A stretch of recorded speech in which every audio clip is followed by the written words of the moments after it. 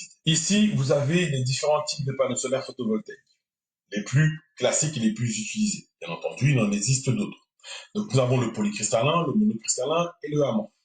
Donc, la différence entre les polycristallins et les monocristallins, c'est que les monocristallins ont un rendement qui est plus élevé et résistent mieux à la chaleur.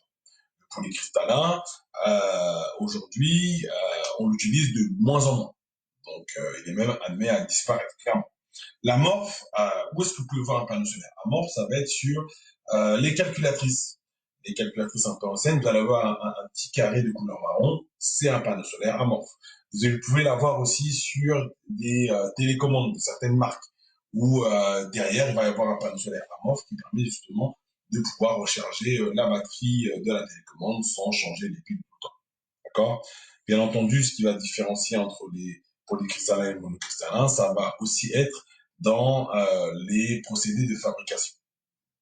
Donc, comme je vous le disais, les cellules photovoltaïques, il en existe plusieurs types.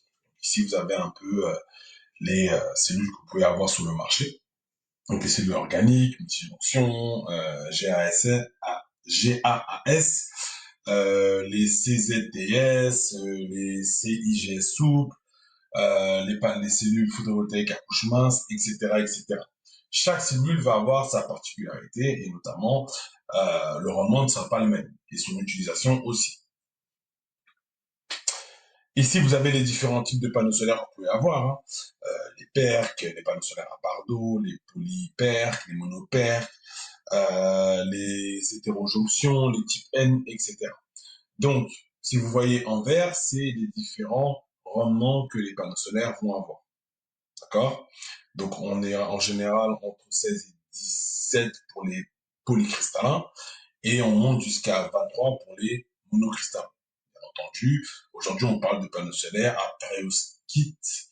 Je ne sais pas si je le dis bien, mais c'est des panneaux solaires aujourd'hui qui ont un rendement qui peut aller jusqu'à 30%, ce qui va permettre d'avoir une production qui sera beaucoup plus élevée.